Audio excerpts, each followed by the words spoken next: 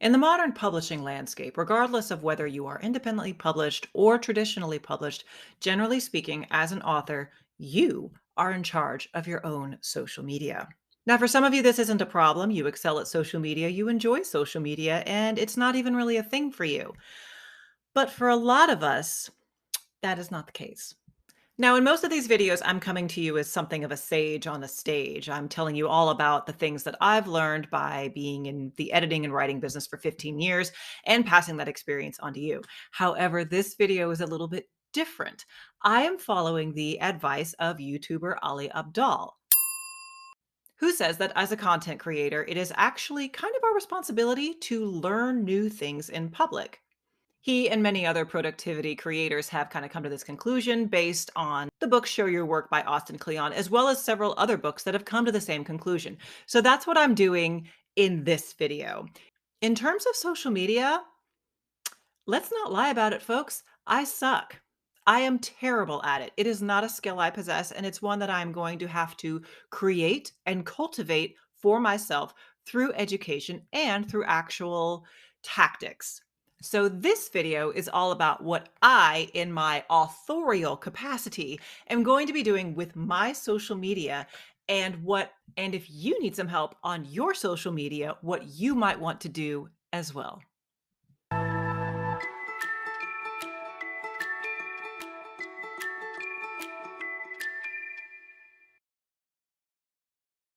Hello, Shameless Writers. I'm Kristen McTiernan, the nonsense free editor, here for your somewhat weekly, regular dose of writing wisdom.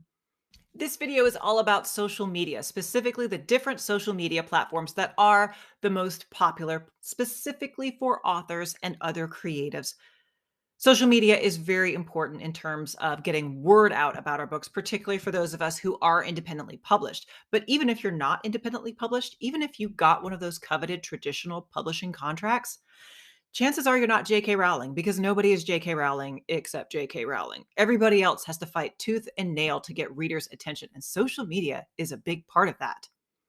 But it's not as easy as just throwing up a picture online, even on platforms that used to be dedicated to just that.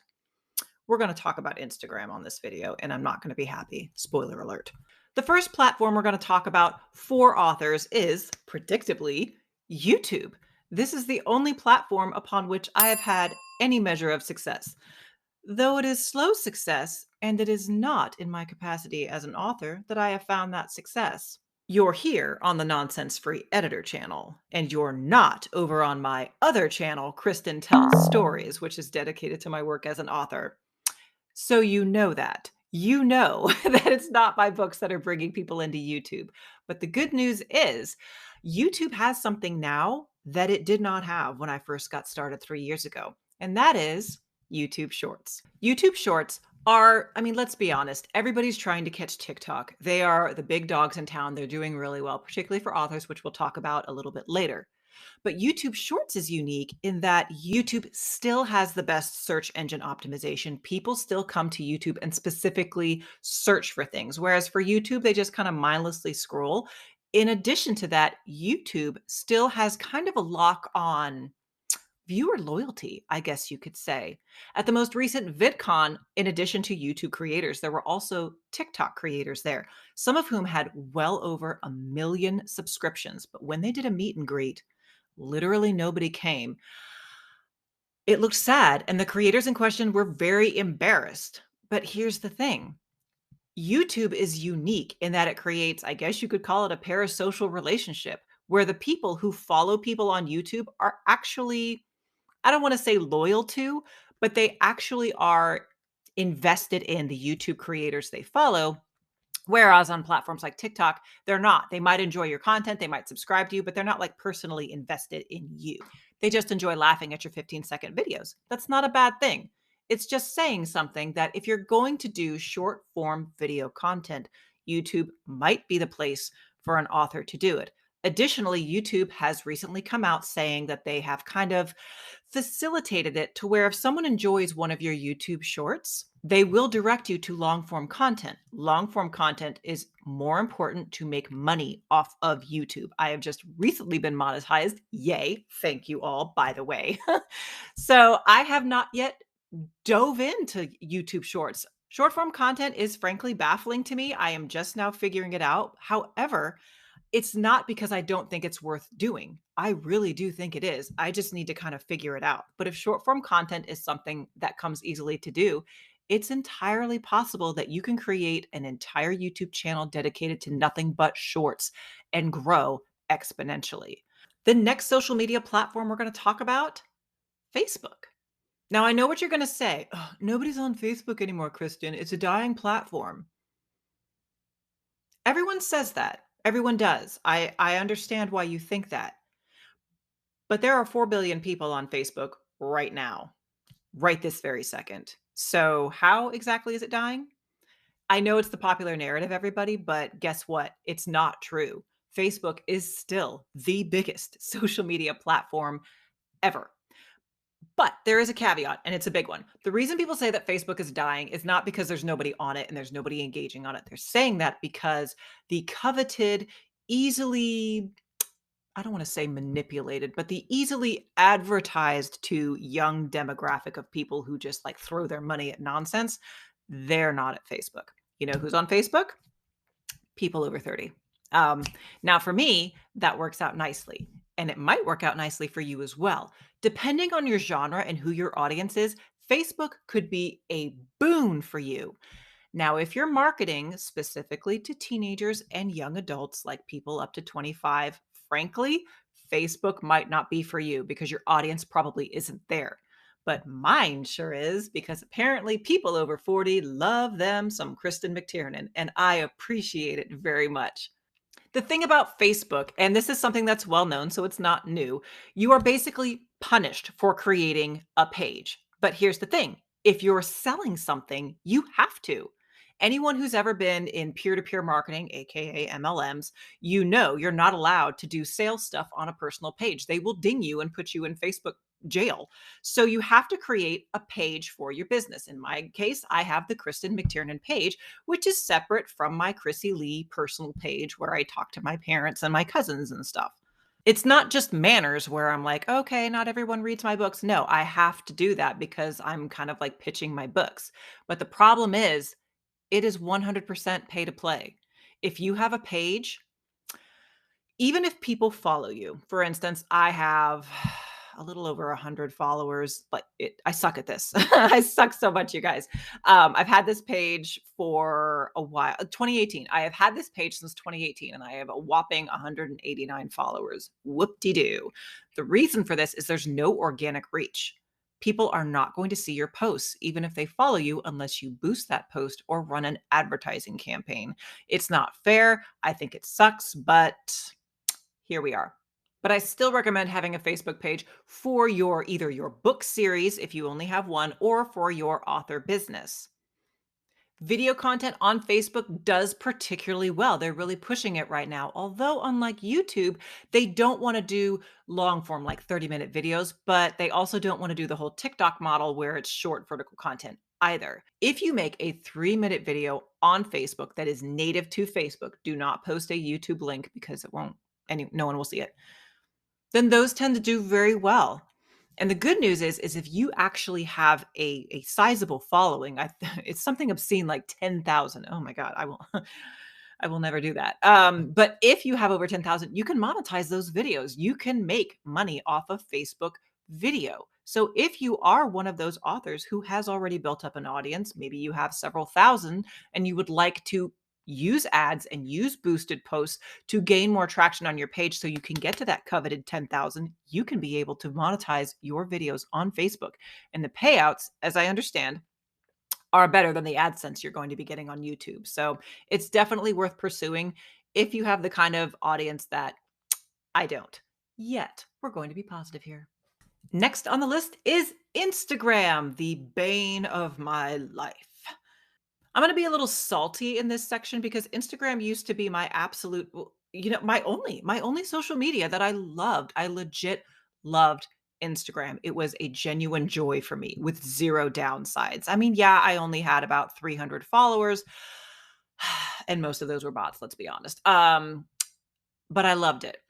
And then they came in and decided, oh, we want to steal TikTok's business model. And I had a feed full of strangers and dog videos. I like dog videos.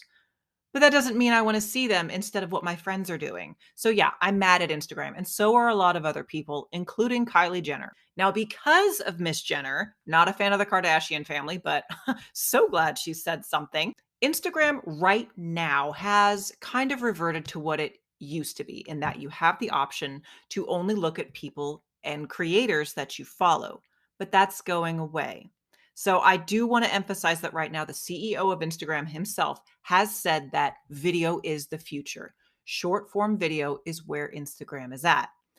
But very much like YouTube Shorts, it is not the same as TikTok in terms of what does well in the algorithm and what your viewers want to see. Instagram is now and has always been very much about aesthetic. So whether you are just sitting on camera and talking and doing something educational, or whether you are showing your book covers, or whether you are having, just kind of stock footage and then words over it, it doesn't matter. You need to have a particular aesthetic. It needs to look good on your main feed.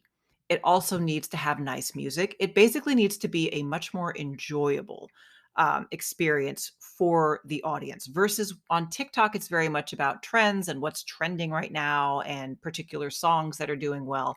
On Instagram, it's not so much. And another thing about Instagram, your feed is a very important part of your Instagram life. Even though Instagram has made it very clear that they are moving over to Reels, and people who like your Reels may or may not actually go to your feed is still very important because that's where your link in the description is, where you direct people to what you're selling or what you have. And the feed is the first thing that people see when they Google you. So if they say, oh, this person's name, Instagram, they're going to be brought to your feed. Vanessa Lau here on YouTube is kind of an Instagram expert. And one thing that she recommends is make sure that you pass the feed test, meaning that if you cover up the bio, everything of what it says about who you are, would a viewer still be able to understand who you are and what you do? Now, if you look at my early posts, no. No, I failed so miserably. But in the last, I'm going to say 2 months, I've been getting a lot better about it. So if you scroll through like the first 12 or so of my images, or the most recent 12 images, I do feel like I passed the feed test and I'm getting a little bit better on working on a particular aesthetic. Now, full disclosure, because of the nonsense that's going on at Instagram, I personally am not putting a huge amount of effort into my Instagram page. I went through and I purged all of the obvious bot followers, which brought me down to, I can't remember exactly what it is. It's really pathetic. It's like I've got like 60 followers. It's so bad, you guys. I had hundreds of just bots, like Middle Eastern bots. Why? I don't know. It's very odd. But I have 60 actual people who follow me, and I'm very glad to have them. But I've been on there for years, using all the hashtag and doing things that I need to be doing. And nothing. So, okay, that's fine. So Instagram is probably something I'm just going to be doing to communicate with like people I know in real life. And it's not going to be a part of my author strategy. I will be putting reused content up there, but I myself am not going to be putting a lot of energy into it. But that doesn't mean that you shouldn't. Not all platforms are for all people. My advice to you would be to pick and choose 2 or 3 platforms to really sink your energy into. And we didn't talk about it, but LinkedIn is also one of them for nonfiction authors. I just didn't go into it a lot on this because, it's LinkedIn. And next we have Twitter, which I am amazed to say that I'm actually starting to get used to and starting to enjoy. I'm actually very new to Twitter. I only joined a few months ago, and I've kind of been testing the waters to see what works for me.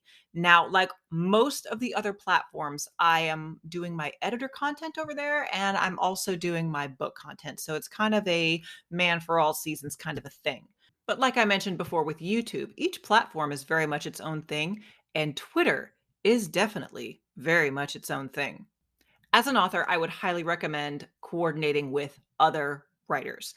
They have something over there called Writers Lifts, which is a good way to kind of get followers and make connections, but not really a good way to actually interact with people. It's very much copy pasta. You're just following just to get followers, which can be good to get you some followers immediately, but it's not a really good way to join a community, if you know what I mean. But it is there for you, and it's a good way to get started. If you're not already on Twitter, a good thing to keep in mind is that it's not that you should never repost content used on other platforms. It's just that it doesn't really hit well.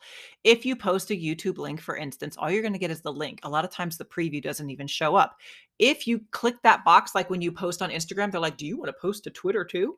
You can do that. Yeah. But pretty much all it's going to come up is the picture, and then it's going to say, so and so is posted on Instagram. It's not great for engagement. Everybody's going to sweep right past it, and it's really bad for the algorithm. What does really well on Twitter is threads.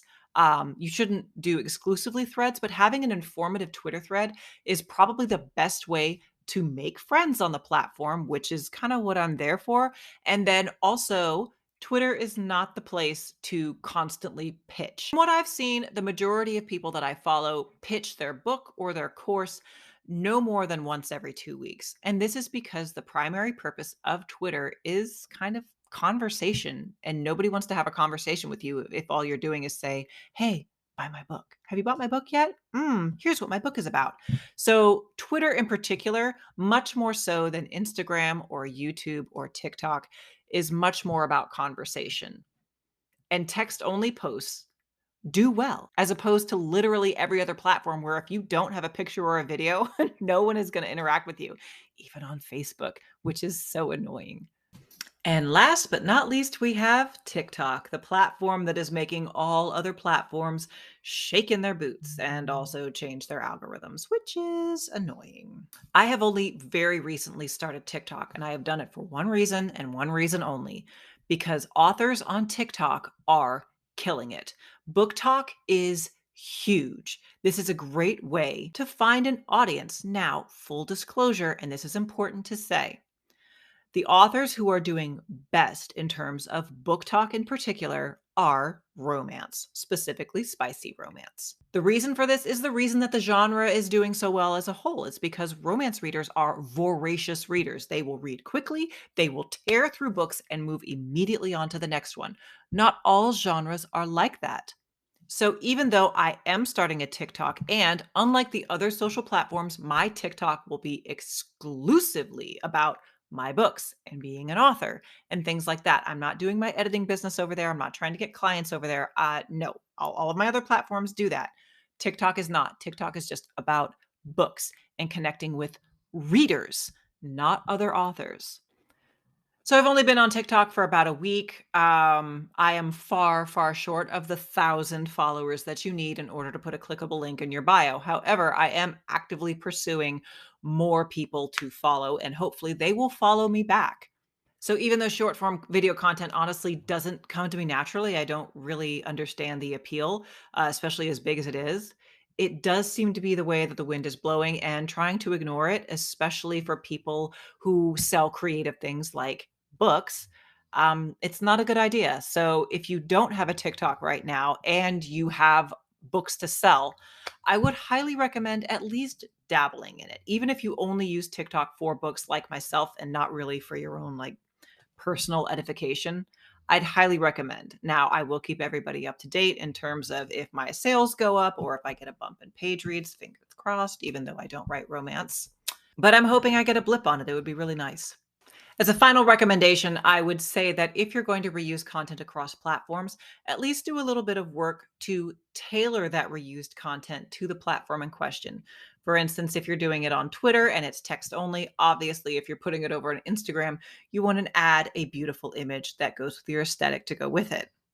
And now comes the part where I will ask for your engagement on this video. If you are killing it on social media, please leave me a comment and tell me which platforms you're killing it on and how. I want to hear things. Do you post every day? Do you post several times a day? Do you do one platform and ignore another because screw that platform? You're not growing on that. I want to hear your social media stories. Even if you're not an author and people just follow you because you're awesome, I am also interested in that. And probably so is everybody else. So that's all I have for this week. Until next time, take care and write well.